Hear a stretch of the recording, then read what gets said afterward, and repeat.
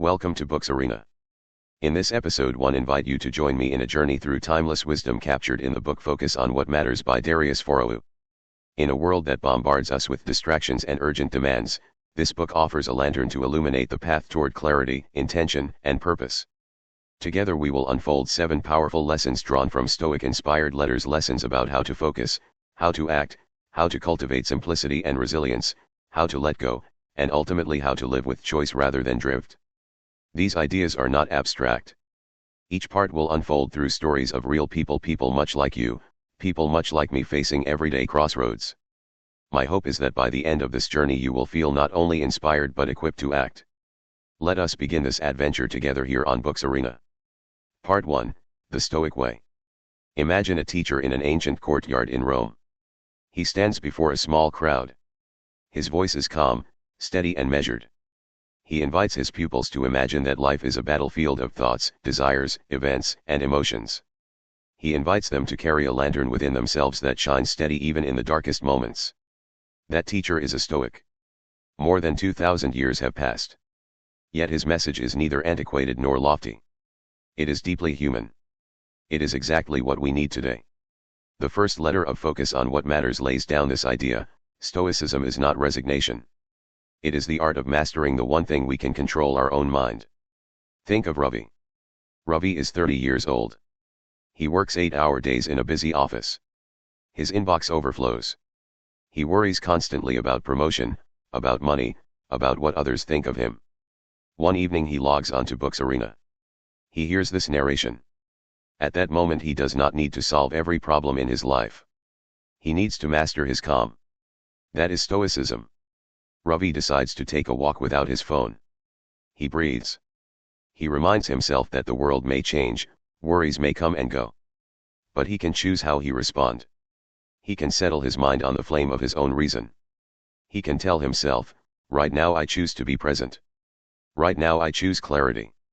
That simple practice is already a triumph of focus. Another real-world story comes from Malika, a high school teacher in a small town. She cares deeply about her students, sometimes too deeply. When one student arrives late, she sees not a tardy pupil but a troubled life. She stays after class. The next day she reads in the book a short sentence: "You cannot fix what you do not control." She realizes that she cannot save every student from every hardship. She can offer guidance, she can offer care, but she cannot carry them all. That recognition does not make her less compassionate. It frees her to teach from strength rather than from exhaustion. Stoic wisdom speaks not only to moments of external crisis but to ordinary days too. Consider travel. Imagine you are at an airport. Your flight is delayed by hours. Your mind races: what will happen to my schedule? I will miss my meeting. I will disappoint someone I love. The book instructs: focus on what you can control. You can find a quiet corner. You can sit calmly. You can prepare the words you will say in your meeting. You can choose your attitude, not the flight board. I share this story because so many of us have lived it. In India, in the morning rush on the train, the coach is packed. A stranger steps on your foot. You feel annoyance burning inside you. You think of complaining, of pushing back. Then you remember Stoicism. You breathe. You smile faintly. You remind yourself that your peace is worth more than your pride. In that moment you have chosen focus. You have chosen peace. The book invites us to carry inner lanterns in 3 ways. First way: remember the boundary between what is within your power and what is not. You cannot change the weather. You cannot change other people. You can change how you respond. That is exquisitely powerful. Second way: train your mind. Just as athletes prepare their bodies, you can prepare your mind. Instead of reacting, you can pause. You can observe your thought. You can ask, is this serving me? Does this serve what matters? Then you can choose to act or to let go. Third way: dwell in the present. The past is gone. The future is not here. What matters is the moment at hand. You build momentum not by clinging to what has been, but by acting now with clarity. By now you may be wondering, how do I make this practical? Think of Kavita, who runs a small grocery shop in a busy market in Maharashtra. Every day the queue grows, the rates fluctuate, customers complain, demands pile up. She could panic. She could resent the chaos. Instead she takes the advice from the letter. She wakes up at dawn. She clears her mind. She makes a simple list, greet customers with kindness, package orders with care, balance her book with calm. She trains her mind like an athlete trains her body. She accepts what she cannot change. She tends what she can. That skill gives her a lightness in her day. That skill is focus. The Stoic way is never about escaping life. It is about engaging more fully, more wisely. When you carry that lantern within you, when you know what is yours to control, when you train your mind and act with presence, you are focusing. You are living what matters even as the world swirls around you. Now here on Books Arena we have sparked our internal lantern. In the next part we will turn to letting go, the art that liberates us from what drains our attention, so we can clear the ground for deeper focus in life. Until then, carry your lantern close, and let your own steady light guide you. Part 2, The Art of Letting Go. Letting go is not weakness. It is not abandonment. It is not carelessness. Letting go is strength. It is the deliberate choice to release the grip on something that no longer serves your well-being, your growth, or your purpose. The book Focus on What Matters makes it clear, your attention is a limited resource, and if you fill it with the past, you cannot give your best to the present. I want you to picture someone holding a rope tightly in their hands. On the other end of that rope is a heavy object sliding further and further away. The rope burns their palms. They are losing energy. Yet they refuse to release it, because they believe that holding on means they are strong. In truth, strength comes when they open their hands and let the rope fall. That is when the pain stops. That is when the healing begins. Let me tell you about Arav. Arav had worked at the same company for 7 years. He gave it his loyalty, his weekends, and his trust. Over time, the leadership changed. The new environment was toxic. He felt unappreciated. He saw no growth ahead. Still, he stayed. Why? Because he told himself, I have invested so much time here. One day, on his way home, he listened to the chapter on letting go. The author described the trap of sunk costs, the human tendency to stay committed to something simply because of past investment. Arav realized he was living in that trap. Within 2 months, he applied for new opportunities. Within 3, he joined a healthier workplace. The day he left, he felt lighter than he had in years. He was not losing 7 years. He was gaining the next 20. Another story comes from Mira, a woman in her 40s who had been holding on to a friendship from her college days. This friend had once been supportive and kind. But over time, the relationship turned one-sided. Mira found herself constantly giving time, energy, and emotional support, but receiving only criticism and negativity in return. Yet she stayed in contact out of habit and nostalgia. One morning, Mira read the book section on emotional baggage. The words struck her: when we keep relationships only because of history, we are living in the past, not the present. That week, Mira gently but firmly created distance. She did not end the friendship in anger, but in peace. She made space for healthier connections. The author explains that letting go can be about more than people or jobs. It can also be about beliefs. Many of us carry outdated definitions of success, often inherited from parents, peers, or society. For example, you may believe that success is only measured in money and titles.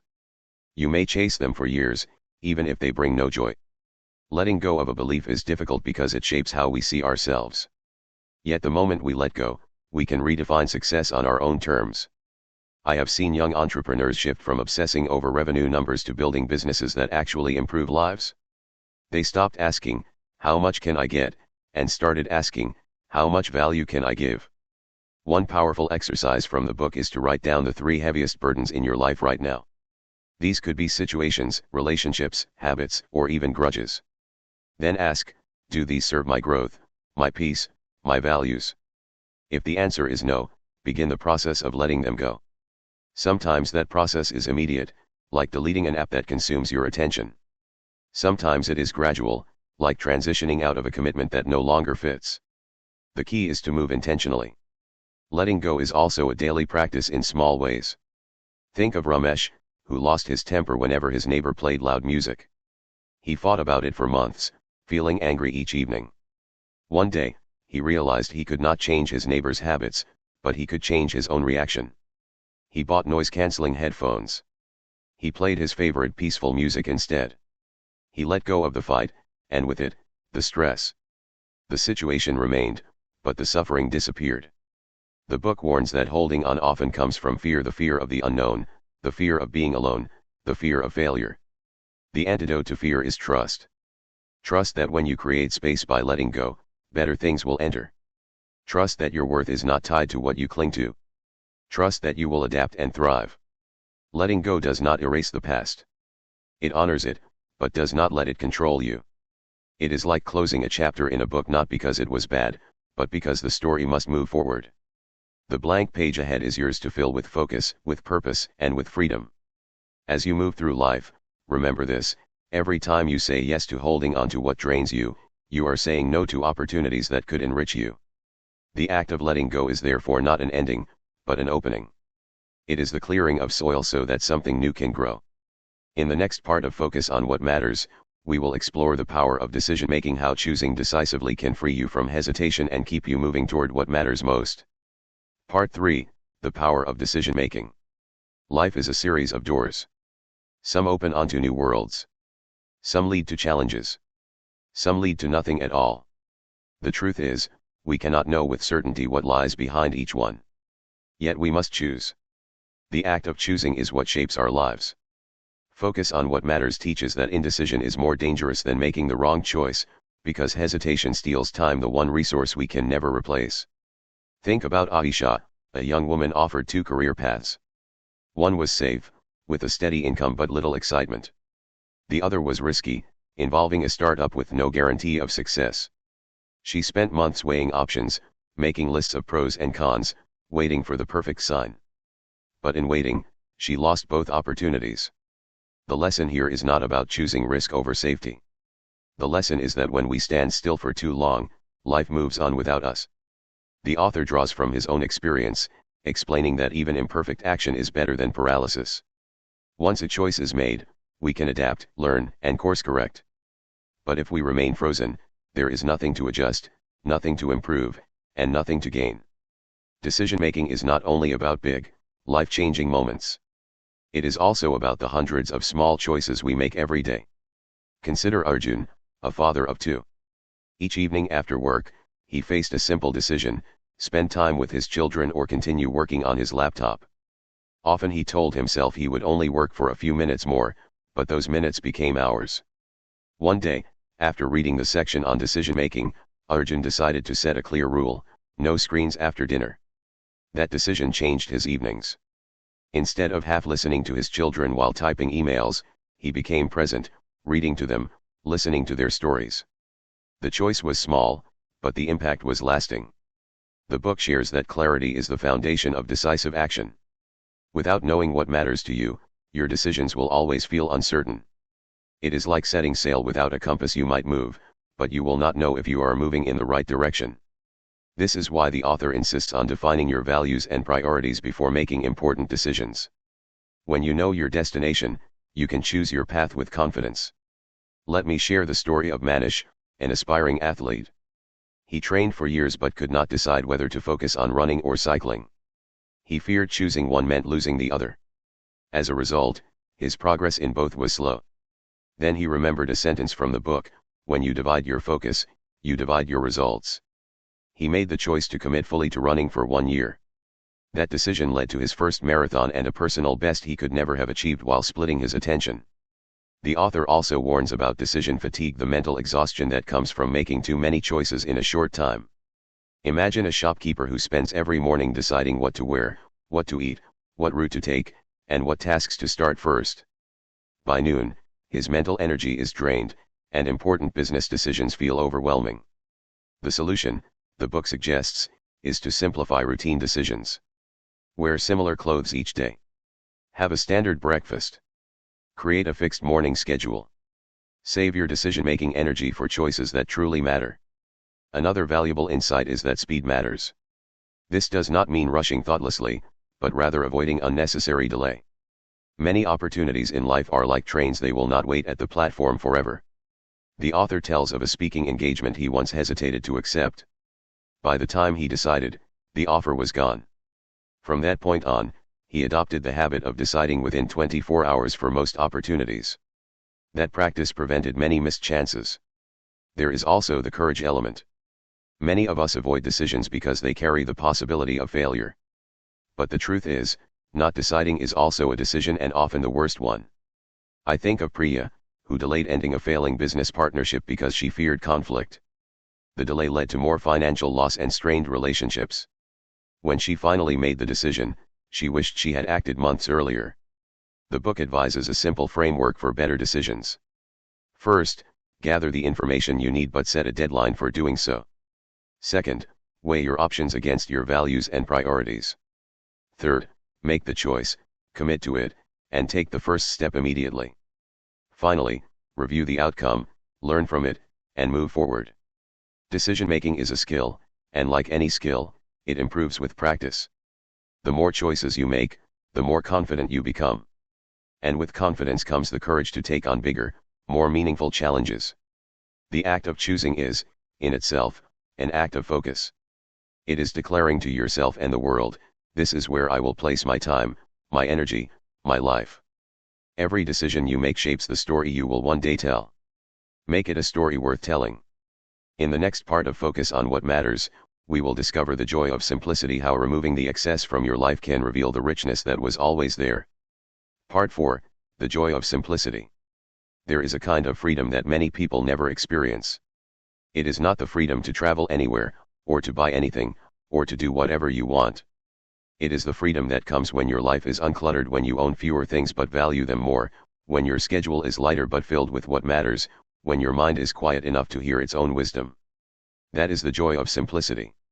The author of Focus on What Matters explains that simplicity is not about deprivation. It is about choosing what stays in your life and what goes. It is about clearing away the noise so the music can be heard. Let us begin with a story.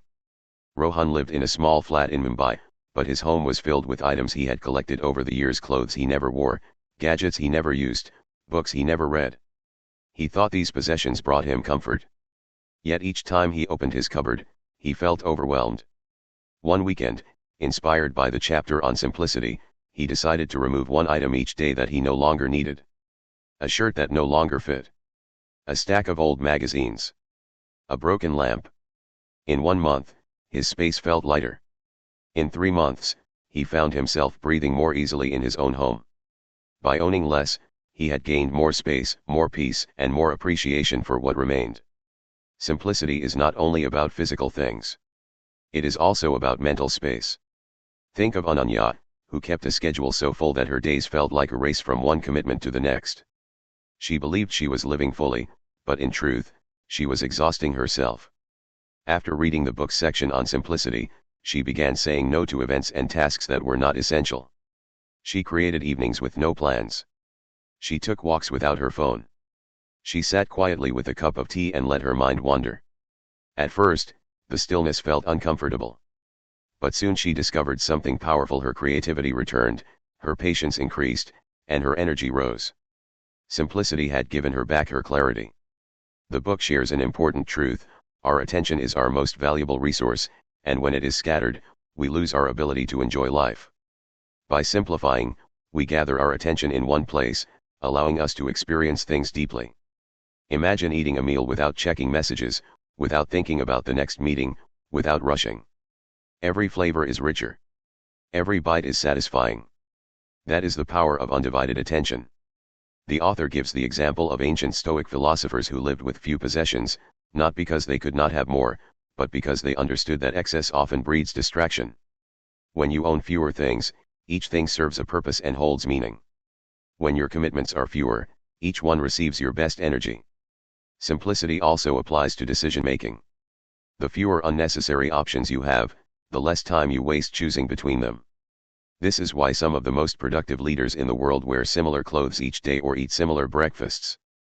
They save their decision-making energy for the choices that truly matter.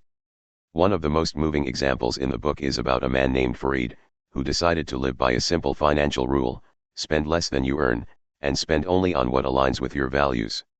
Over time, he discovered that by buying less, he could work fewer hours, spend more time with his family, and invest in experiences rather than things.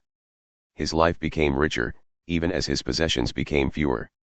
However, simplicity is not automatic. It requires conscious action. We live in a world that constantly tells us we need more clothes, more technology, more activities, more achievements. To embrace simplicity is to go against the current. It is to ask, do I truly need this? Does it add value to my life?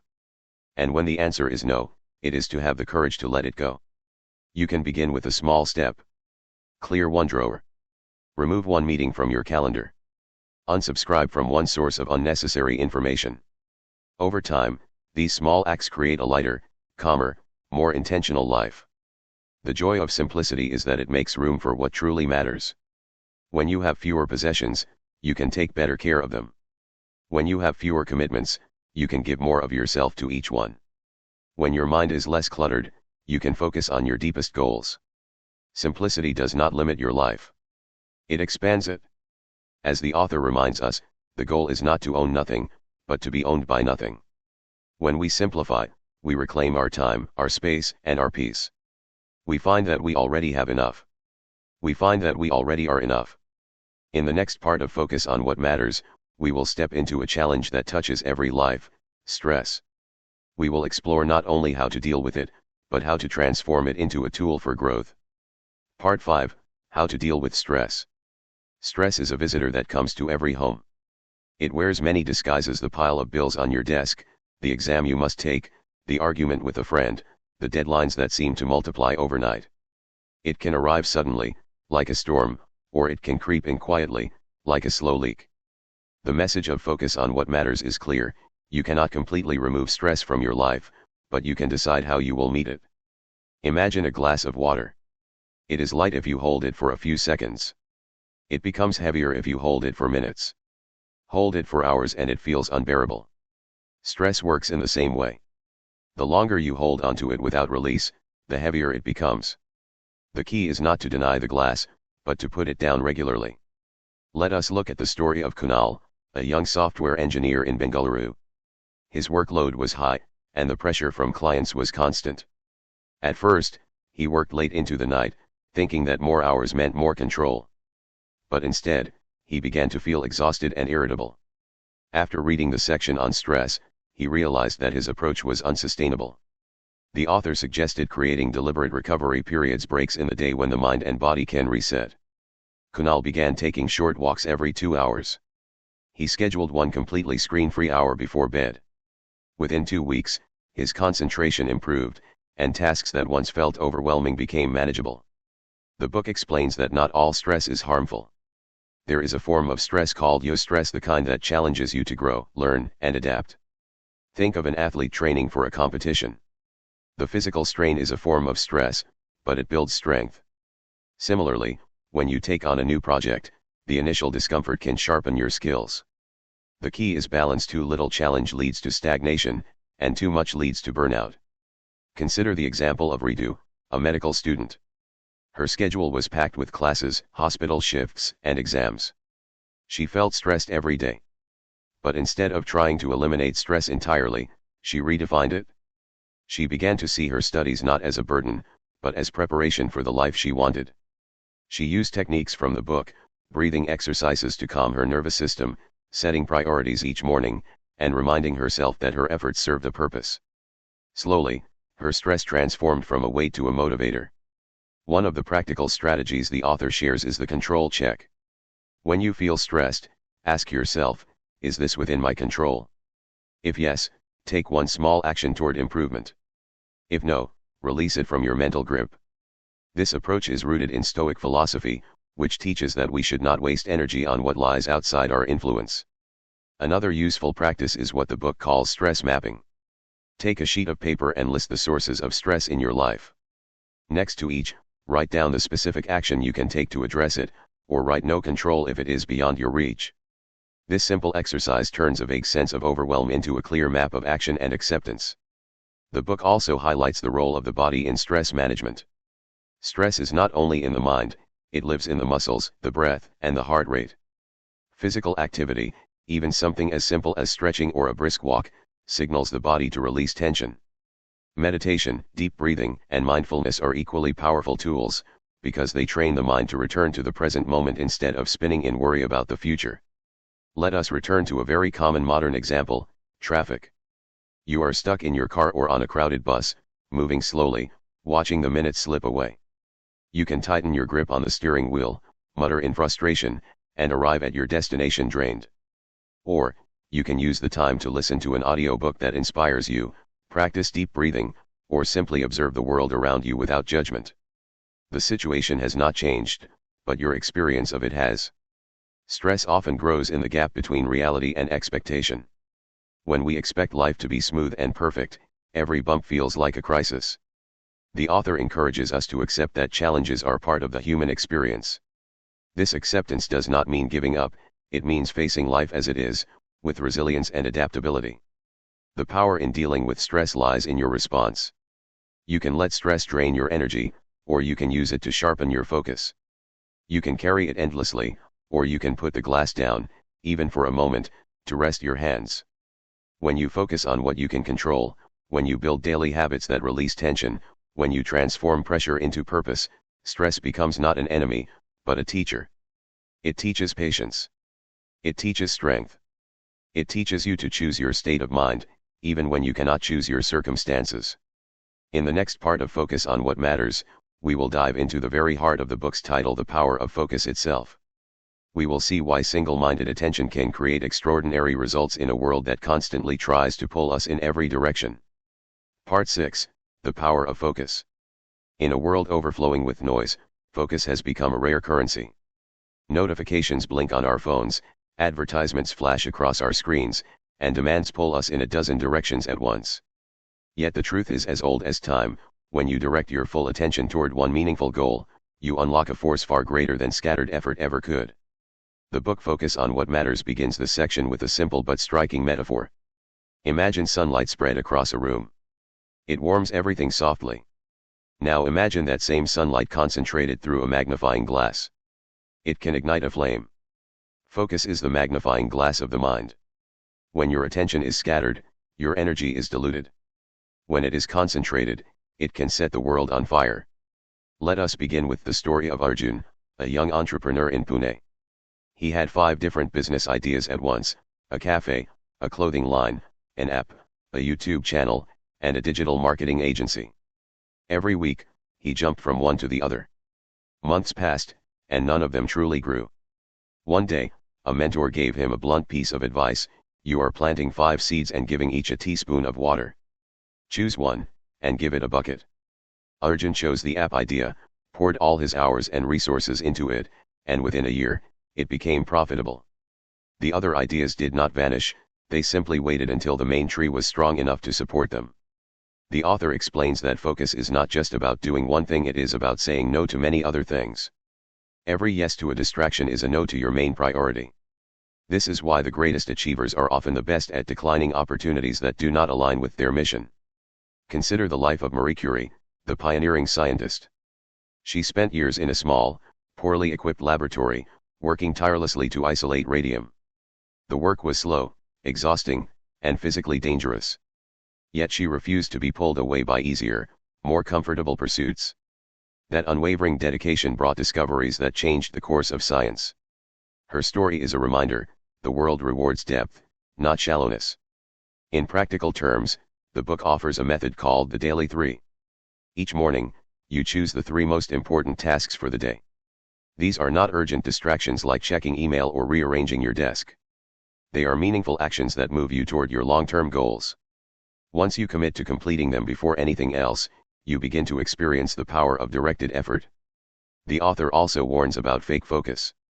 This happens when you appear busy, but your energy is split into fragments: a little work here, a little scrolling there, a quick chat, a glance at the clock. The result is exhaustion without progress. To escape fake focus, you must create what the book calls focus zones, blocks of time where you work without interruption. No phone. No multitasking. Just the task at hand. Let us look at a simple, everyday example. Suppose you have an important exam in 2 weeks. You could study for 10 minutes, check your phone, watch a video, reply to messages, then study another 10 minutes. Or you could dedicate 1 uninterrupted hour each morning to pure study, with your phone in another room. The second method will accomplish far more, even if the total time is less, because uninterrupted focus allows your brain to enter deep work mode. The author draws from history again with the example of Michelangelo. When asked about the difficulty of carving his masterpiece, David, he said, "It is easy. You just chip away everything that is not David." Focus is the same. It is the art of removing everything that is not your goal, until only the essential remains. Technology, ironically, can be both a threat and a tool for focus. The book suggests using it deliberately: apps that block distractions, timers that create focus intervals, playlists that help you enter a productive state. But technology must serve your focus, not steal it. One particularly memorable exercise in the book is called the single thread. You choose one goal and imagine it as a single golden thread running through your day. Every decision you make either strengthens this thread or frays it. At the end of the day, you look back: did you protect it, or did you let it unravel? This simple mental image can guide you to keep your priorities intact. Focus is not about intensity alone, it is also about duration. A candle burns bright but short if the flame is too high. Similarly, your attention must be sustained over time to produce real results. This is why patience is an inseparable partner to focus. Quick bursts are helpful, but lasting change comes from steady, deliberate effort. The author closes this chapter with a reminder: life offers endless options, but your time is finite. To focus on what matters is to respect the hours you have and to use them for what truly counts. When you master focus, you do not merely complete tasks, you shape the very direction of your life.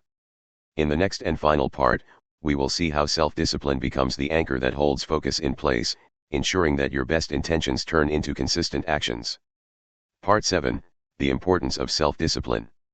If focus is the magnifying glass that directs your energy, then self-discipline is the steady hand that keeps that glass in place. Without discipline, even the sharpest focus will drift. And without it, the best plans remain only dreams. The book Focus on What Matters begins this final section with a vivid truth: discipline is doing what needs to be done, even when you do not feel like doing it. Motivation can start a journey, but discipline is what carries you to the destination. Take the story of Kavya, a marathon runner from Bengaluru. When she began training, she was full of enthusiasm. She bought new shoes, read about running techniques, and even posted about her goal on social media. But as the weeks passed, her excitement faded. Rainy mornings, muscle soreness, and long workdays tempted her to skip training. What made her finish the race was not motivation, it was discipline. Every morning, she tied her shoes and ran, regardless of weather or mood. She had made a promise to herself, and she kept it. The author explains that discipline is like a muscle. The more you use it, the stronger it becomes. However, just like a muscle, it can also tire if overworked. That is why the book advises starting small and building steadily. Instead of trying to overhaul your entire life in a week, pick one habit and master it. Once it becomes part of your routine, add another. History offers powerful examples of discipline in action. Consider Benjamin Franklin. He created a personal system of 13 virtues, from temperance to humility, and tracked his progress daily. He knew that excellence was not a single act, but a series of consistent, repeated behaviors. That steady commitment built not only his career, but his character. The book gives a simple formula for building discipline: clarity, commitment, and consequence. First, you must be clear about what you want and why you want it. A vague goal like "I want to be healthier" is not enough. Instead, "I will exercise for 30 minutes every day to improve my energy and avoid illness" gives a clear direction. Second, you must commit fully, treating the goal as non-negotiable. Third, set consequences, both positive and negative, so your mind learns that actions have results. A key point the author makes is that discipline frees you more than it restricts you. At first, the rules feel like a cage. But soon, you realize they are actually the scaffolding that allows you to build a stronger life. For example, a disciplined writer who writes one page every day may seem less free than one who writes only when inspired. But at the end of the year, the disciplined writer has a finished book. The free writer has scattered notes and a feeling of frustration. To bring this point home, the author shares the story of a Japanese pottery master. For 50 years, he arrived at his workshop at the same time every morning and shaped clay until evening. His students once asked if he ever felt bored. He smiled and said, "Discipline removes boredom, because in repetition I discover depth." His mastery came not from occasional bursts of inspiration, but from decades of steady, deliberate practice. The book also addresses a common myth that discipline means never enjoying yourself. In truth, discipline is about choosing your pleasures wisely. It is the difference between eating a dessert because you truly want it versus eating out of habit. It is the choice to rest after you have earned it, not to avoid the work altogether. One exercise the author suggests is the discipline journal. At the end of each day, you write down one thing you did with discipline, even if it was small, like making your bed, finishing a task before the deadline, or keeping your word to a friend. Over time, these entries become proof of your ability to follow through.